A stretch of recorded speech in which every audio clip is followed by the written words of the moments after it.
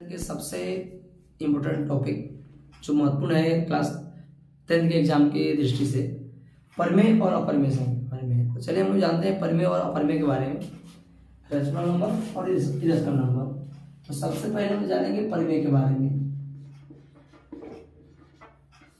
परमेय संख्या, परमेय संख्या से कहते हैं तो ऐसी संख्या जिसे p बाई क्यू के रूप में लिखा जा सके, मतलब ऐसी संख्या जिसे हम बट्टा के रूप में लिख सके, या ये कह सकते हो कि वह लघुत्तम भिन्न जिसका अंश तथा हर बट्टा के रूप में हो, अर्थात p बाई क्यू के रूप में हो, तो उसे हम परमेय संख्या कहते हैं।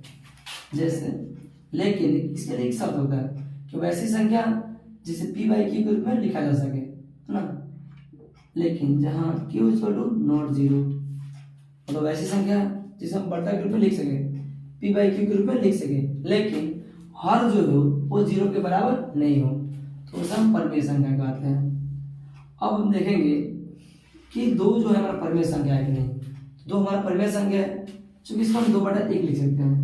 5 जो है, 5 हमारा परमेय संख्या है, चूंकि हम इसको 5/1 लिख सकते हैं। अब कहेंगे कि जीरो जो है ये हमारा परमेय संख्या होगा या नहीं होगा, तो 100% परमेय संख्या होगा, चूंकि हम 0/1 लिख सकते हैं, तो जीरो क्या का हमारा परमेय संख्या होगा। अब देखेंगे कि अब पूर्ण संख्या जो होता है, पूर्ण संख्या या क्या प्रकृत संख्या जो होता है, तो प्रकृत संख्या हमारा 1 से शुरू होता है और पूर्ण संख्या 0 से।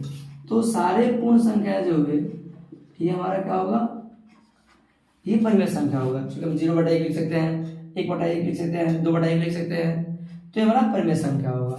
अब कहेंगे कि अब पूर्णांक जो है ये हमारा परमेय संख्या होगा नहीं, तो पूर्णांक जो मान -3, -2, -1, 0, 1, 2, 3 ये परमेय संख्या है कि नहीं, तो ये हमारा परमेय संख्या होगा, क्योंकि हम -3/1 लिख सकते हैं, -2/1 लिख सकते हैं, 0/1 लिख सकते हैं, 1/1, 2/1 लिख सकते हैं, तो ये सारे जो है हमारे परमेय संख्या है, तो इसको हम परमेय संख्या बोलते हैं।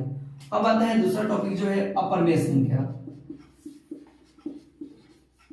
अपरमेय संख्या तो वैसी संख्या जिसे p बाई क्यू के रूप में नहीं लिखा जा सके, उसे हम अपरमेय संख्या कहते हैं। या वैसी संख्या जिसका वर्गमूल निकालने पर पूर्ण वर्ग प्राप्त नहीं हो, तो उसे हम अपरमेय संख्या कहते हैं। जैसे √2 का वर्गमूल निकालेंगे, पूर्ण संख्या प्राप्त नहीं होगा, इसलिए क्या होगा, परमेय संख्या हो जाएगा। √5, √15, √21 ये हमारा जो होगा अपरमेय संख्या होगा, है ना। तो वैसी संख्या जिसे p बाई क्यू के रूप में लिखा जा सके, जहाँ q equal to not zero, मतलब हर जो है 0 के बराबर नहीं हो, तो उसे हम परमेय संख्या कहते हैं, है ना। और वैसी संख्या जिसका वर्गमूल निकालने पर पूर्ण संख्या प्राप्त नहीं हो, उसे हम अपरमेय संख्या कहते हैं। जैसे 2 का वर्गमूल निकलेगा तो पूर्ण संख्या प्राप्त नहीं होगा, तो हमारा अपरमेय संख्या हो जाएगा। 5, 15, 28। अब जो क्लास 10 में जो एग्जाम में पूछा जाता है क्वेश्चन, अब हम लोग देखेंगे। जैसे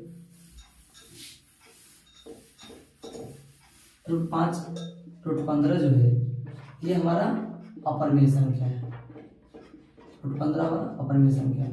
अगर कहें कि √25 जो है ये परमेय है या अपरमेय है, 25 का वर्गमूल 5 होता है, मतलब हमारा ये परमेय संख्या है।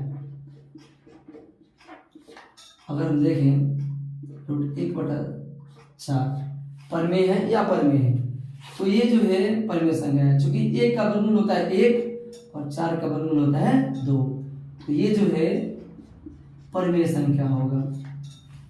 अब चलते हैं, अगर दिया हो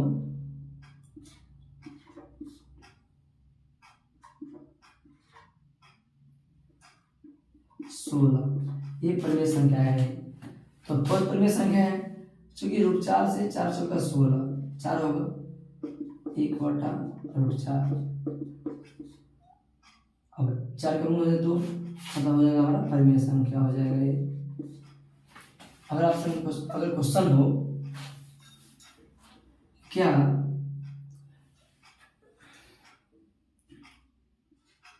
√100/101 परमेय संख्या है, तो नहीं, ये क्या है जी, परमेय संख्या नहीं है, क्योंकि 100 का वर्गमूल तो 10 हो जाएगा, लेकिन 101 का वर्गमूल नहीं निकलेगा, तो ये हमारा क्या हो जाएगा, अपरमेय संख्या हो जाएगा। चलिए कुछ और क्वेश्चन देखते हैं परिमेय और अपरिमेय के बारे में। अगर आपसे जो हमेशा क्वेश्चन पूछा जाता है 8/8, अब ये जो है परिमेय होगा कि अपरिमेय होगा ये बताना है। ये जो √18 है ये परिमेय संख्या होगा या अपरिमेय संख्या।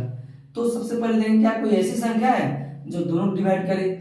तो 2 से 18 भी कटेगा, 2 से 8 भी कटेगा। अगर हम कटाएं तो 2 9 18 और 2 चौका 8, मतलब 2 से डिवाइड हो सकता है 9 और ये जाएगा √4।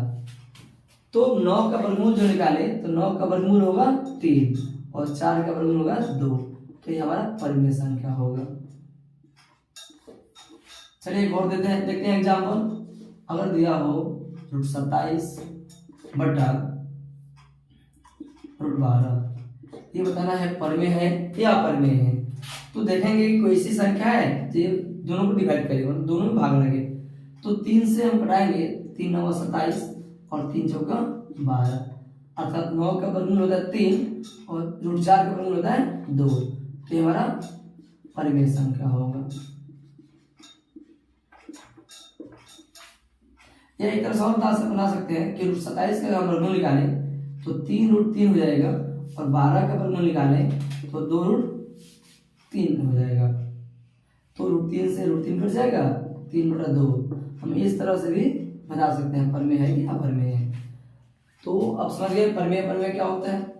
अगर साधारण भाषा में कहें तो जिसका रूट निकल जाएगा है ना, उसको हम परिमेय संख्या कहते हैं, जिसका नहीं निकलेगा वो अपरिमेय संख्या कहते हैं।